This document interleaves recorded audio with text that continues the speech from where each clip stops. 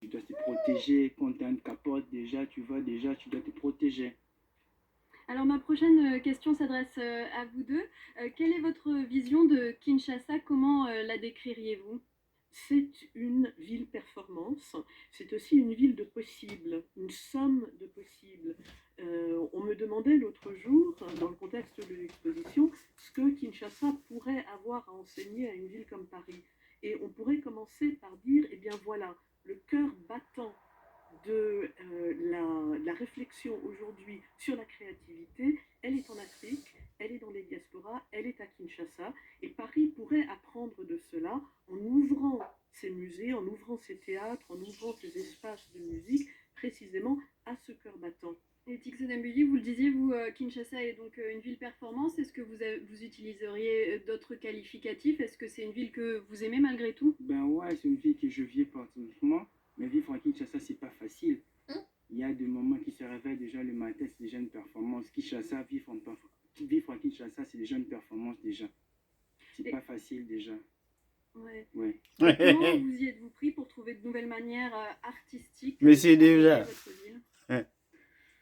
Bon, Déjà. entre mon vie déjà Kinshasa, c'est une ville déjà que j'adore beaucoup déjà. Vivre à Kinshasa, c'est pas facile déjà. C'est une ville performative déjà, c'est ce que j'ai entendu dire. Il y a une responsabilité de l'artiste Pas la relève, face madame. à la ville qui est très très Pas importante. Et c'est précisément pour ça que cette performance dont vous montrez des photos là est tellement critique, parce qu'elle parle à une jeunesse qui est le futur, non seulement de Kinshasa, mais des villes à travers le monde. Justement, tous les artistes qui sont exposés sont tous ou presque nés après 1980. Est-ce que vous avez voulu faire écho à la démographie de la capitale congolaise, dont la très grande majorité de la population a moins de 40 ans? Tout à fait. Le collectif, parce que c'est important de le dire, le collectif que nous sommes qui avons organisé cette exposition, s'intéressait beaucoup à cela et s'intéressait beaucoup au fait qu'il y a une très complexe histoire de l'art à Kinshasa.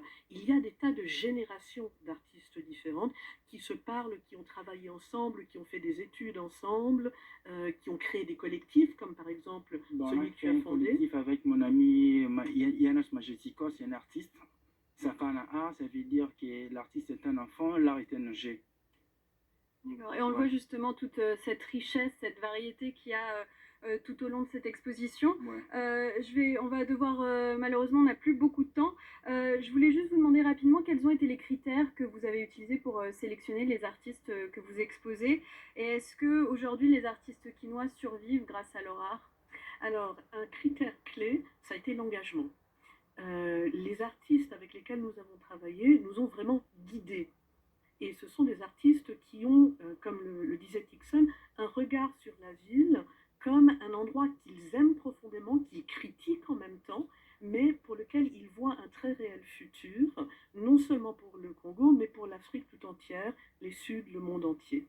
Et puis, vous posez la question de savoir est-ce que les artistes peuvent vivre de leur travail. Ça aussi, on en a beaucoup parlé.